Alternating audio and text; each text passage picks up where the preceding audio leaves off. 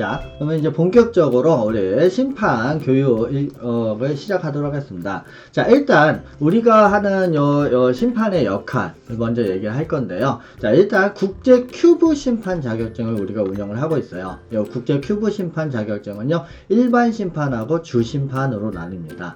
자, 일반 심판 같은 경우는 그냥 대회에서 일반적으로 보는 심판의 개념으로 저희가 접근을 하고 있고요. 일반 심판을 7회 어떤 경기든 상관없이 7회 심판을 하고 나면 주심판을 자격증을 딸 수 있는 기회가 주어집니다. 그래서 이 주심판은 어떤 내용이냐면은 WCA 기준으로 파견위원 같은 기준이라고 보시면 됩니다.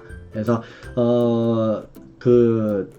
심판 내용을 내가 정확히 알고, 그리고 주심판으로서 어떤 판단이나 세부적인 아주 이런 것들의 판단, 그 다음에 대회를 운영하는 것을 할 수 있는 그런 부분들이 이제 주심판이기 때문에 나중에 이제 기회가 된다면은 뭐 대회를 연다든지 대회를 운영한다든지 할 때 그런 것들을 할 수 있는 거리가 되겠다라고 하는 거고요. 오늘 교육하는 임시 심판은 일반 심판의 역할 중에서 아주 일부분, 진행하는 부분만 담당해서 진행하는 걸로 하는 거고요.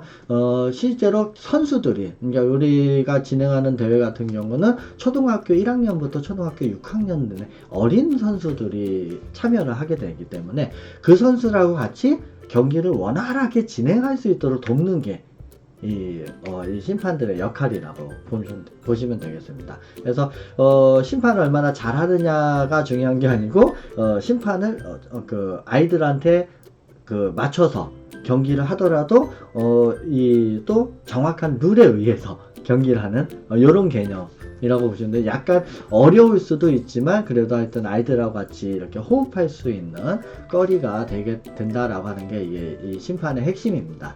그래서 일단 우리가 이제 WC에서도 심판을 보기도 하고, 그 다음에 우리가 이제 뭐 학생 큐브 대회에서도 심판을 보기도 하는데, 심판을 보다 보면은 어떤 경우가 많이 있냐면은, 선수들한테 경기하는 내 앞에 있는 선수한테 집중을 못하고, 옆에 예를 들면 잘하는 선수가 옆에서 경기를 한다든지, 뭐 요런 것들에 좀 본인의 집중도가 흐트러지는 경우가 가끔 있어요. 그래서 그런 경우를 제가 이제 WCA도 그렇고 학생 큐브 대회도 그렇고 진행을 하면서 그 다음에 참여를 하면서 많이 봐왔기 때문에 그런 부분들은 좀 심판들이 선수에 좀 집중을 하자, 내 선수에 집중을 해야 제대로 된 어떤 저기를 할 수 있고요.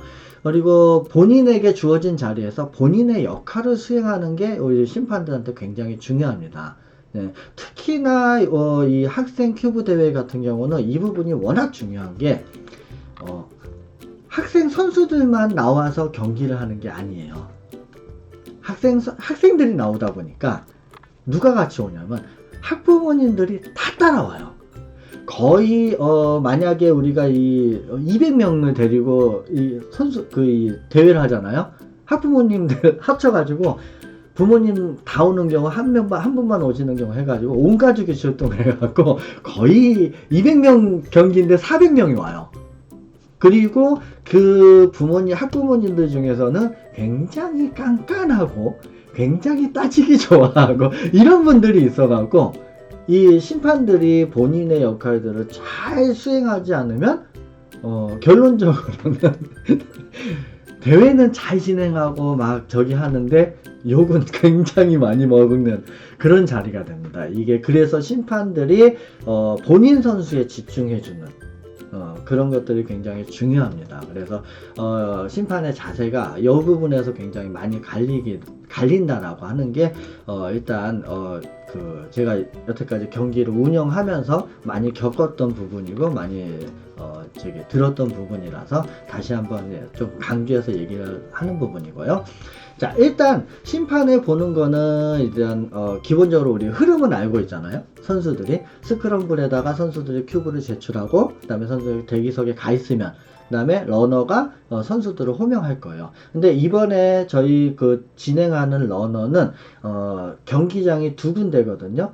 A 경기장과 B 경기장이 있는데 두 개 학년이 동시에 경기를 하게 될 거예요. 그래서 예를 들면은 3학년과 4학년이 동시에 경기를 하는데 A 경기장은 A 경기장의 심판들과 그다음에 러너, 스크럼블 뭐 이런 분들이 계시고 B 경기장은 B 경기장에서의 스크럼블러, 뭐나 러너, 뭐 심판들이 따로 있습니다.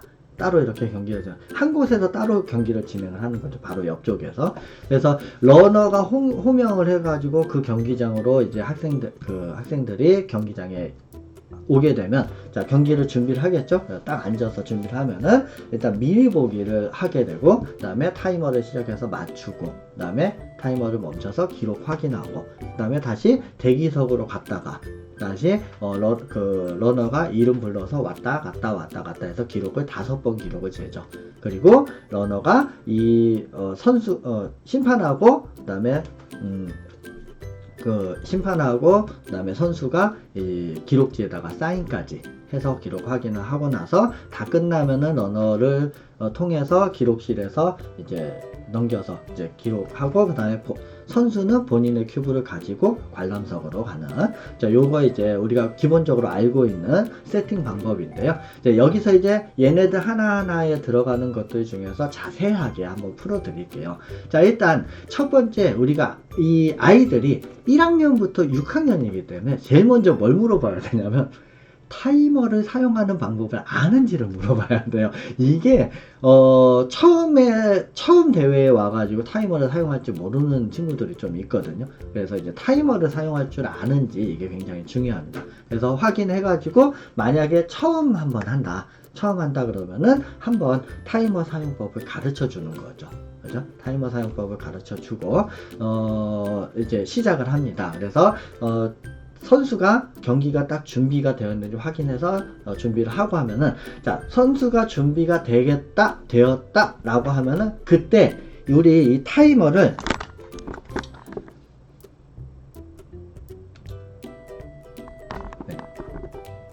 자 그때 요 타이머를 한번 껐다가 켜줘야 됩니다. 자, 그 이유는 딱 한 가지가 있어요. 요 타이머가 저희가 이제 그 스포츠 스태킹 협회에서 요 타이머를 받아가지고 이제 쓰고 있는데 요 타이머가 단점이 켜 있는 시간이 1분이에요. 그래서 얘를 미리 켜놓으면 선수가 미리 보기 끝나고 나서 딱 눌렀을 때 꺼져버릴 수가 있거든요. 그래서 그 경기 준비되셨습니까 하기 바로 전에 한번 껐다 켜주는 게 요거 타이머에서는 굉장히 중요합니다. 그래서 그렇게 해주시면 되겠고요. 물론 이제 요거 디스플레이가 요거를 쓰는데 디스플레이가 얘하고 돼 있는데 디스플레이는 꺼져도 상관이 없어요. 타이머만 꺼졌다 켰다 요것만 정확하게 해주시면은 됩니다. 보통 이제 디스플레이가 먼저 이렇게 꺼져 있는 경우가 있으니까 디스플레이는 확인만 나중에 해주시면 될 것 같고요. 그래서 타이머를 한번 끄고 켠 다음에 그다음에 경기가 준비되었는지 확인해서 준비되셨습니까? 얘기하고 나면 미리 보기를 시작을 하겠죠. 심판이 그 덮개를 열면서 스톱워치를 누르고 시작을 하겠죠. 그러면서 미리 보기를 할 때 첫 번째 해야 될 게 바로 뭐냐면은 심판이 선수가 큐브를 조작하는지 확인해야 됩니다. 아직 큐브 요거 하는 거 대회 하는 거에 익숙하지 않은 친구들이 있어서 미리 보기 할 때 큐브를 조작할 수가 있어요. 그런 부분들은 만약에 이제 시작을 했는데 미리 보기 할 때 타이머를 시작 안 했는데 조작을 한다.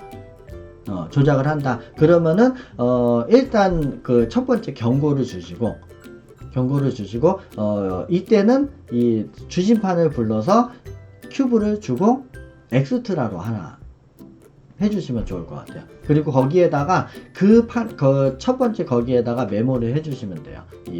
미리 보기 할 때 큐브 조작 이런 식으로 메모를 해주시면은 다음 그 심판이 볼 때 이 선수가 왜 엑스트라로 했는지 왜 DNF인지 확인할 수 있으니까 그거 정도 써주시면 되게 좋을 것 같고요. 그리고 선수가 이제 미리 보기 하잖아요. 하면은 이제 스톱워치 조작을 할 때 가끔 가다가 우리 저기 심판님들이 집중도가 떨어져, 이게 이제 계속 우리가 선수들이 많다 보니까 집중도가 떨어지면은 8초하고 12초를 얘기를 못 해줄 때가 있어요. 예. 근데, 요거 굉장히 중요합니다. 지난 대회 때도 그거 얘기 안 해줬다고 한국 선수들이 무진장 항의를 했어요. 굉장히 당황스러운, 굉장히 가슴이 철렁한, 그런 이제 순간이었는데, 요거 8초, 12초 반드시 해주셔야 되겠고요. 그리고 12초 이후에도 계속 미리 보기를 하고 있으면은, 심판이, 시작하세요라고 말을 해줬으면 좋겠습니다. 네, 시작하세요라고 얘기를 해주시면 선수들이 내려놓고 시작할 수 있도록 저기를 해주시고요. 자, 타이머가 선수에서 손 올려놓잖아요. 이제 이게 아직 어린 선수들이기 때문에 이 타이머에다가 손을 이렇게 올려놓는 게 정상이잖아요. 그죠? 이렇게 올려놓는 게 정상인데 아직 그 어린 애들이기 때문에 이렇게 올려놓는 애들도 있고요. 이렇게 올려놓는 애들도 있어요. 그래서 그때는 타이머에 손을 이렇게 올려놓으라고 정확하게 한 번 더 얘기를 해주시면 좋겠습니다. 올려놓고 그리고 시작할 수 있도록 그렇게 손 위치 확인을 해주시면 되겠고요. 그래서 선수가 이제 타이머를 시작하면 이제 스톱워치를 멈추고 이게 15초에서 15초를 넘어갔는지 17초를 넘어갔는지 확인해가지고 그 부분은 이제 경기 룰에 의해서 페널티를 주든지 DNF를 주든지 확인은 똑같이 합니다. 자, 근데 이제 만약에 타이머가 작동되지 않을 수도 있어요. 자, 이런 경우가 어떤 경우냐면요. 우리가 쓰고 있는 요 타이머가 요 패드 부분이 굉장히 민감합니다. 그래서 얘가 민감하기 때문에 얘를 눌렀다가요. 파란색 불 들어오잖아요. 근데 얘가 살짝만 떼어도 돌아가요. 얘가 손을 살짝만 떼도 돌아가기 때문에 아이들은 이런 경우가 있더라고요. 손을 올려놓고 나서 이제 떨리니까 얘를 갖다가 살짝 들었다 놓는 거예요. 그러면 이제 시간이 이런 식으로 멈춰버리거든요. 그러면 이제 심판이 잠깐 해주시고 얘를 갖다가 다시 한번 세팅해가지고 이렇게 해서 시작할 수 있도록 해주시면 되고요. 요때는 사실 미리 보기를 더 할 수 있고 이럴 수 있는 시간이 안 되거든요. 오히려 이제 선수가 더 긴장해가지고 저기 하는 경우가 될 수 있기 때문에 그때는 굳이 17초가 넘어갔다고 해갖고 DNF를 줄 필요는 없습니다. 그때 눌렀던 저기 스톱워치 시간으로 진행을 해주시면 될 것 같아요. 그래서 그렇게 해주시면은 하고, 그리고 이제 타이머가 작동하지 않은 상태에서, 이렇게 된 상태에서 선수가 큐브를 돌리잖아요. 큐브 돌리면은 일단 이때는 선수한테 저거를 주지 마시고 DNF 주지 마시고 이 주심판 이거는 다시 거기다 써가지고 이 주심판을 불러서 혹은 거기에다가 엑스트라로 진행할 수 있도록 그렇게 해서 메모를 해주시면 좋겠습니다. 예, 그렇게 해서 하시면은 조금 더 부드럽게 될 것 같고요. 자, 그 다음에 이제 선수들이 큐브를 다 맞추고 이제 타이머를 멈추잖아요. 타이머를 멈췄는데, 자, 이런 경우가 있어요. 선수들 중에서 타이머가 멈췄는데 큐브가 이렇게 돌아갔어. 이렇게 되잖아요. 그러면 무의식적으로 얘를 갖다가 정렬하는 친구들이 있어요. 자, 이러면은 일단 그 회차는 무조건 DNF를 먼저 주세요. 요 회차는 DNF. 그러니까 이제 맞춰진 상태에서 큐브를 건드리지 않도록. 맞춰진 상태에서 큐브를 건드리지 않도록. 또 한 가지는 맞춰진 큐브는 안 건드렸는데 타이머를 리셋 시킬 때. 자, 이럴 때 이제 타이머를 멈춘 상태에서 큐브를 정렬한다든지 타이머를 리셋을 한다든지, 자, 이럴 때는 일단 그 회차는 DNF를 주시고 메모를 좀 해주세요. 그리고 선수에게는 이래서 DNF다 라고 얘기를 해주시면 됩니다. 예, 이 부분은 제가 미리 대회 안내 영상을 만들어 가지고 학부모님들한테 얘기를 해놓은 상태이기 때문에 그게 DNF라고 하는 건 다 알고 있거든요. 그래서 그렇게 진행해 주시고 메모를 해 주시면은 다음 심판이 이 사람이 왜 그렇게 DNF 된지 아니까 다음 심판이 이야기를 경기 시작하기 전에 한 번 더 상기시켜 줄 겁니다. 그래서 그렇게 메모를 해주시면 굉장히 좋을 것 같습니다. 자, 그래서 그렇게 하고 선수에게 기록지를 확인해주고 그 다음에 마지막에 사인까지 해주는 거. 그리고 이제 기록지에다가는 저희 기록할 때 앞에서 페널티가 붙었으면은 앞에 페널티 2, 그 다음에 플러스 기록, 그리고 플러스 뒤에 페널티 45도 넘어간 거 있잖아요. 그죠? 저기 333 큐브는 45도 넘어간 거. 그리고 피라민크스는 60도 넘어간 거. 이거 가지고 페널티가 있을 때 페널티를 뒤쪽에 플러스 2초 주는 거, 그렇게 해가지고 기록지에다가 기록을 해주시면 되겠습니다. 자, 그리고 이게 이제 명확하지 않을 때가 있잖아요. 돌아간 게 명확하지 않을 때는 심판이 판단하지 마시고, 자, 무조건 주심판이 있기 때문에 주심판을 부르시면 됩니다. 예, 주심판은 최고호 선생님이 주심판이거든요. 그래서 주심판을 부르시면 됩니다. 자, 이때 제가 주심판을 부르는 팻말 따로 만들어 드릴 거예요. 그러면 그 팻말을 들면은 최고호 선생님이 오셔서 판단해 주실 거니까 그렇게 진행이 되도록 해주시면 되겠습니다. 예, 그래서 전체적으로 심판 입장에서 판단하기 애매하다. 요거는 어떻게 하면 좋을까라고 궁금하게 되면은 주심판을 불러서 그냥 진행을 하시면 된다 라고 생각을 하시면 되겠습니다. 예. 자, 마지막으로, 심판을 볼 때 주의할 점이 있어요. 예, 주의할 점이, 첫 번째는 우리 심판을 보다 보면은 심판을 보시는 분이 지금 선생님들도 많고요. 현역 선생님들이 많고, 그 다음에 아무래도 큐버들이 또 심판을 보다 보니까 이 심판들이 보기에 얘가 돌리는 게 막 답답하고, 뭔가 막 조언해주고 싶고, 가르쳐주고 싶고, 이런 마음들이 막 생기거든요. 그러면은, 예, 그런 마음이 생겨도 이건 내려놔야 돼요. 예, 이걸 가르쳐요. 그러니까, 그 시간에 심판이 선수를 뭐 지도한다든지, 그 다음에 어떤 조언을 한다든지 하는 거는, 어떻게 보면 심판으로서의 어떤 역할에서 벗어난 형태가 되고요. 그게, 아이들한테 그냥 그 시간에 먹혀들 것 같지만 사실 아이들한테 잘 몰라요. 큐브를 배워본 사람도, 처음 배워본 사람도 알고, 알겠지만, 공식을 가르쳐 준다고 공식을 쓴다든지 하지 못하거든요. 그래서 그런 것들을, 하지 않았으면 좋겠어요. 우리 심판들이. 그리고 그런 심판들을 그렇게 해갖고 조언하는 게 또 이 학부모님 입장에서 보기에 굉장히 안 좋아 보여요. 그러니까 어떤 선수는 그걸 받았지, 조언을 받지만 또 옆에 있는 선수는 그 조언을 못 받을 수도 있잖아요. 이 사람은 조언을 해준데 저 사람은 조언 안 해주니까. 예, 그런 부분에서 불공평하다고 느낄 수 있기 때문에 그런 부분들, 그래서 경기에 임하는 선수에게 어떠한 영향도 미치지 않도록 좀 신경을 써주시면 좋겠고요. 그리고 우리가 하는 이 대회는 이 짱쌤의 큐브시 학생 큐브 대회라는 이름으로 우리가 대회를 하고, 이 대회가 클로즈 대회예요.